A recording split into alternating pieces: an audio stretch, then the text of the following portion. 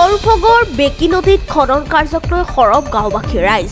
হৰভোগৰ বেকী নদীৰ বুকুত ভূমাফিয়াই বান্ধ নিৰ্মাণ কৰি চাই আছে খনন কাৰ্যৰ প্ৰক্ৰিয়া।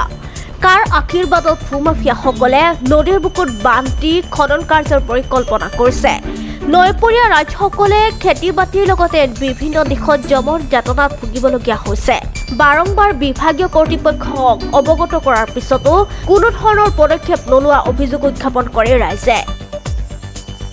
অসুবিধা, গৰুৱে পানী খাব নাপায়, আমি পানী নাপাওঁ, খেতি বাতিত পানী নাই, বহুত অসুবিধা আমাৰ। কি খেতি কৰিছে? মাকৈ খেতি আছে, আপোনাৰ বিলাহী আছে, এনেকৈ অন্যান্য বেঙেনা আছে, কিন্তু বৰিঙতো পানী নাহে, পানী শুকাই গৈছে। গতিকে খেতিবিলাক মৰহি যাই আছে। আৰু চৰকাৰক কি দাবী জনাব? চৰকাৰে আমাৰ অন্য একো নাই, খালি বান্ধটো আমাক খুলি দিলে হ'ল। আৰু এতিয়া কোনে বান্ধিছে কি কথা আমিতো নাজানো, খেতিয়ক মানুহ, সাধাৰণ মানুহ, আমি কেনেকৈ কম।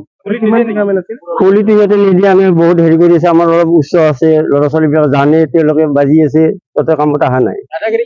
দাদাগিৰিয়ে লৈ আহিছে, বস্তু খুলি নিদিলে দাদাগিৰিয়ে হ'ব। কোনে কৰি আছে? মইতো এইটো নাজানো, আমাৰ ল'ৰাবিলাকে জানে। সিহঁতে বাজি আছে, কিন্তু কামত কোনো কামতে অহা নাই। খেতি মানে পানী কৈছে যে আপোনাক গৰুৱে পানী নাপায়, মানুহে নাপাওঁ, খেতি বাতিত পানী নাই, মৰহি যাই আছে। গতিকে সেইকাৰণে অনুৰোধ যাতে আমাক বান্ধটো খুলি দিয়ে, এইখিনি আমাৰ শান্তি। উপায়বিহীন হৈ নৈপৰীয়া ৰাইজে ভূমাফিয়াৰ বিৰুদ্ধে বিভিন্ন শ্লোগানেৰে প্ৰতিবাদ সাব্যস্ত কৰে।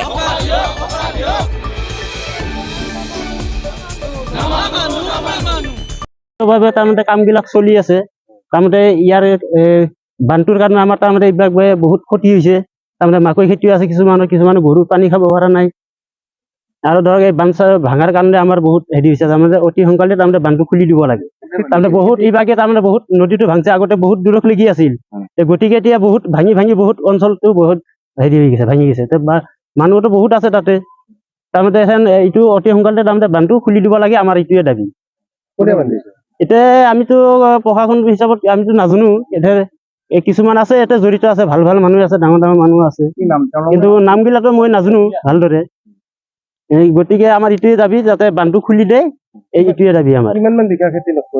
এতিয়া বহুত আছে, মোটামুটি হাজাৰ বিঘা মাটি বয়া হৈ আছে। তাৰমানে খেতি পানী দিব পৰা নাই, কিছুমানে পানীৰ কাৰণে বৰিং কৰিব লগা হৈছে, বৰিং কৰিব পৰা নাই কিছুমানে। তাতে মাকৈ খেতি আছে, আৰু আপোনাৰ বিলাহী আছে, বাঙনা আছে।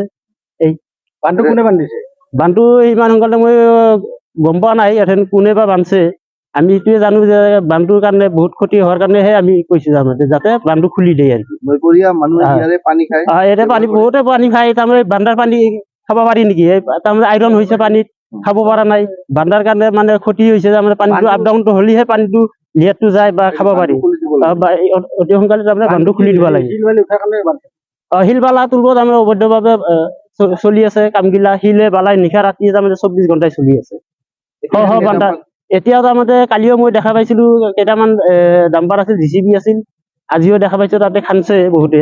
কিন্তু সেইটো কাৰণেহে আমি আহিছিলো, যাতে এইটো বন্ধ হয়, যাতে এইটো বান্ধটো খুলি দিয়ে অতি সোনকালে।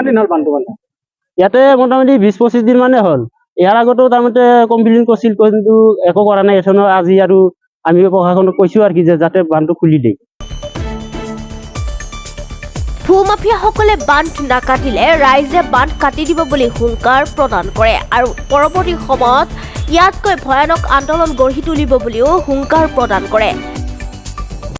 ইতিমধ্যে দেখা পাইছে, মোৰ পিছফালে যিটো নদীৰ ওপৰত বান্ধ, এইটো বান্ধ অবৈধ খনন কাৰ্য, যিটো বেকীত JCB বা ডাম্পাৰ লগাই খনন কাৰ্য চলাই, এইটো বিগত সময়ছোৱাৰ পৰাই চলি আছে।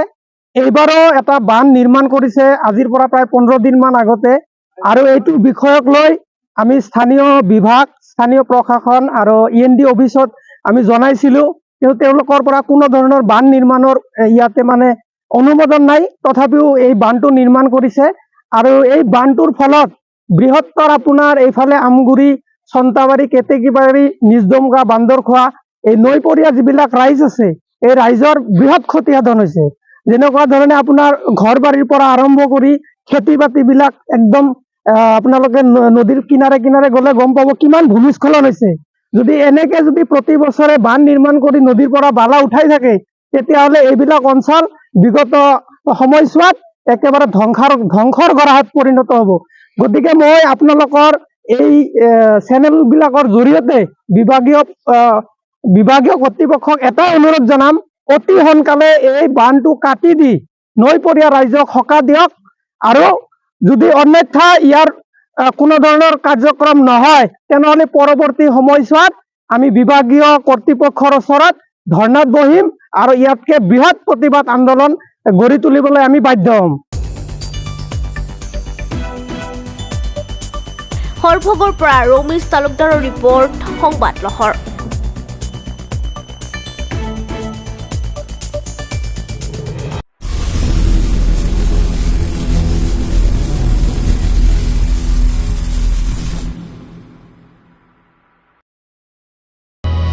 অসমবাসী তথা ডিমৰীয়াবাসীৰ বাবে সুখবৰ।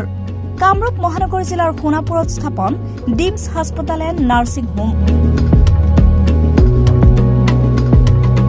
উপলব্ধ বিভাগসমূহ: general medicine, gynaecology, general and laparoscopic surgery, orthopaedic surgery, paediatrics and neonatology, palliative medicine, pain clinic, dermatology, ENT, urology, দুৰ্ঘটনা আৰু জৰুৰীকালীন সেৱাৰ বাবে 24 ঘণ্টাই উপলব্ধ ডিমছ হাস্পতাল এণ্ড নাৰ্ছিং হোম। অত্যাধুনিক সা সুবিধাৰে পৰিপূৰ্ণ ডিমছ হাস্পতাল এণ্ড নাৰ্ছিং হোমত উপলব্ধ digital x-ray, 24 hours pathology, ECG, PAC clinic, 24 hours RMO doctors.